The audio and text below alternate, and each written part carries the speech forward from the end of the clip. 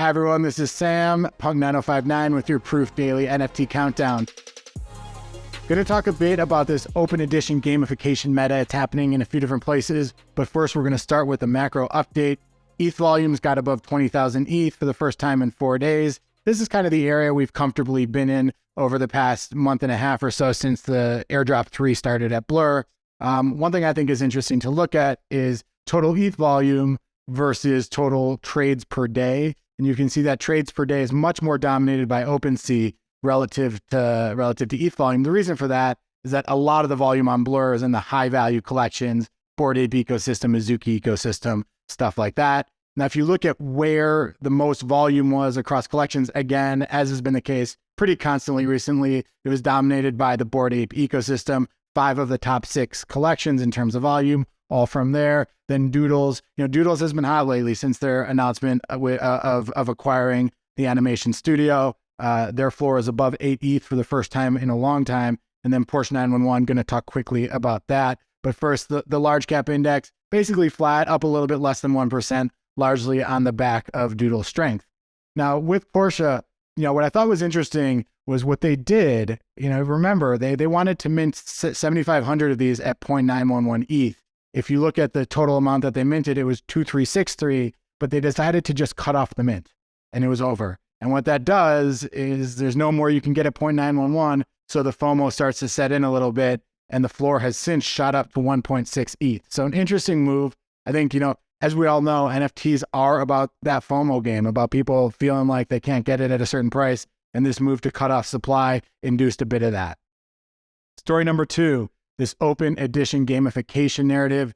I'm going to start just quickly with an update on Proceed with Caution by Luke Kress. The reason is that the floor went from, it's gone from 0.06 a week ago to 0.36 now. It really moved yesterday. I actually think we're at 0.38 last I checked. So even this chart from an hour ago is outdated. Now, what happened? Luke Kress tweeted, the raspberry colored Proceed with Caution has been fully minted out. Why was it fully minted? He has 8 colors. And you can swap the blue for any color. What he meant here is that it hit 105.1, which we didn't know this, but that was the cap. Why is that the cap? Because there are 8,408 total, divided by the 8 colors, 105.1 is the cap. So you have all these 8 colors, and what ended up happening was the price of the raspberry rose substantially. Right now it's at 0.45 ETH, about a 0.08 ETH premium to the blues, the basics that you can convert into other colors. I think purple has minted out as well. So it just adds a bit of gamification into this narrative here. Now, one thing that was interesting when I was looking at who bought these things is that there are a lot of people just in the past 24 hours who bought somewhere between 5 and 10, but there was one buyer who bought 184. So a massive buyer, spends over 60 ETH. I also checked out what this buyer sold over the past 30 hours. He's been selling Cool Cats, Wolf Games, I think World of Women, sold a bunch of stuff. So really making a big bet on Proceed with Caution. Always helpful when you have a whale come in and sweep, induces FOMO, and it just increases that price.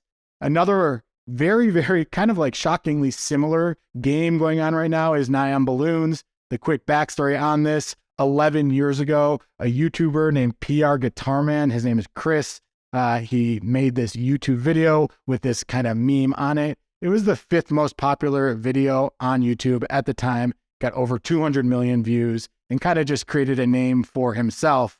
Now, the details on this mint, he decided to mint these balloons with that cat less than a week ago. The mint price was under 0.01 ETH, and he ended up, there ended up being over 21,000 that were minted, just a simple cat with a balloon.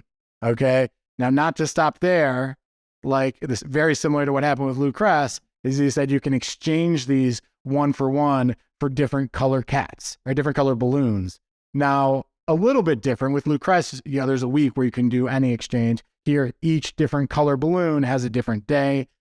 So we've seen the blue, yellow, green, 1-for-1 trades have all happened so far. People are just playing this game, trying to figure out what's next. Who knows? The other mystery is on that map. They said that there's this mystery balloon where you don't know the color. And the other thing they say is you don't know how many reds it's going to take to get that. So some people are trying to hold on to their reds because once you switch it into another color, you can't get another red. But I don't know. These are the games that are going on right now. I think the keys to success here are, one, they were both pretty cheap mints. Obviously, the cats were cheaper than Lucrece, but pretty cheap mints. Two is it's pretty simple gamification. Like burn one, get another, like get another color. There's not a whole lot of magic here. And I think when you're dealing kind of with NFTs, like the simpler, the better, the easier it is for other people to jump in. And that sentence feels decent. That was kind of a weird thing to say, but they're 4.2% royalty. You know, in the case of the cats, you know, the original mint was under 0.01 ETH. You know, so I think that there's a bunch of things here that just kind of make buyers and collectors feel good about playing these games, but certainly an interesting dynamic going on right now. The third story I want to talk about is Artblocks had an announcement about joining forces or collaborating, partnering with Bright Moments. They said that they're going to work with Bright Moments, who has a lot of physical locations, to do more in-person mints and more in-person exhibitions. Now, for those of you who don't know what Bright Moments is, you've probably seen these NFTs before. Like these are just, they hold these events in multiple cities around the world. And when you go there, you can mint one of these pixelated images. The one on the left here is from, I believe, California, Venice Beach, and the one on the right is from Mexico City. But at their events, they also allow really well-known and well-established artists to do their own mint specific to the Bright Moments venue. So the minters, the people who want to buy them, have to go and physically mint at the Bright Moments event. This image on the left is from a piece by Snowfro, really one of the first generative art pieces he did after Chromie Squiggles. And the one on the right is from DCA, Snowfro's brother. The other thing that's kind of interesting with Artblocks is they're getting into this idea of in-person mints. Now, Marfa Yuka by DCA, Snowfro's brother, is currently a free mint. The only criteria for the free mint, though, is you have to physically be in person in Marfa, Texas, 3 to 4 hours from El Paso in order to mint it. But the price right now is over $1,000. So clearly a pretty rewarding drive to make if you want to go to Marfa. There's more details here. You have to schedule the appointment ahead of time. I'm not sure if it's still available. Either way, this is an interesting theme, clearly wanting to get more into this in-person minting experience. The fourth thing I want to talk about is End of Sartoshi, holders getting utility. Now this one, I think there's a lot here. For those of you who don't know, Sartoshi, had an exit from the space a while ago. He was an anonymous person, and one day he just said he was gone. He did an open edition, back to that open edition theme with this GN MFers, sold 16,000 on his way out. People thought it was a little bit of a cash grab on his way out, disappeared for 6 months. And then recently he said he was back, with this account, Sartoshi Rip. Now he just said that anyone who had that open edition, that 16,000 that he minted, is going to be able to use that going forward for releases that he does. He's going to do a PFP project where you're going to get access to it if you have one of those End of Sartoshis.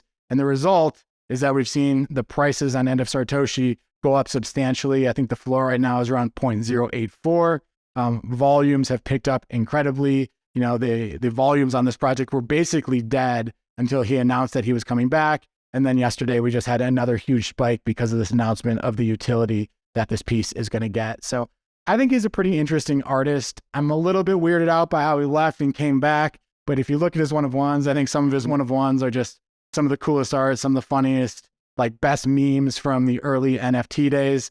Here's one of the ones I really like. But yeah, so that'll be an interesting one to follow. And then there was also a zombie MFer that sold for 12.9 ETH, which is, a top 25 zombie sale for this collection in history, basically. Lastly, quickly going to go over a few notable sales. The biggest sale of the day was the Surfacing Water Lillies number 4 by Matt Kane. It was bought by Punk6529 for 110 ETH. One thing I thought was interesting, this was a super rare sale. If you look at the last sale, so the person who sold it to 6529 had bought it on December 3rd for $162, 1.1 ETH at the time. So congratulations to Roses, who sold this to Punk6529 for 110 ETH. Incredible profit there. Why is this project selling for so much? The artist, Matt Kane, is very well known for his Gazers project, which has recently been on fire. You can see here over the past year, went up about 7x in price. One of the absolute top art blocks out there right now. For people who like this project, there are a couple more Surfacing Water Lilies. Matt Kane has a few super rare collections where they're all one-of-ones, but they're in these kind of collections of like 5 to 10. So this is one of them. You know, the last couple sold for under 1 ETH, again, long-term holders. So kind of interesting to look at that. Another big purchase, this also by Punk6529. Now 6529, we know his meme cards are making a ton of money. You know, the royalties are high there, and it's great to see how he just funnels money right back into the art ecosystem and NFTs. He purchased this Meridian for 21 ETH. You know, I'm not sure what made it such a grail. If you look at others with kind of similar tones, there are some listed for 14, 16, 17. But clearly, I think one of the things about 6529 is he finds the NFTs he likes, and those are the ones that he buys. So cool to see him make this purchase. And then one other purchase that wasn't really at the high end of where they were, but I thought this was a really cool piece by OXDGB, 6.9 ETH. He sold it to G Money. You know, all his work has these cameras on it. He's really up and coming and using these cameras, I think, to deliver some really cool messages. You know, it had G Money's Punk, sold it to G Money for 6.9 ETH. So congratulations to G Money and OXDGB.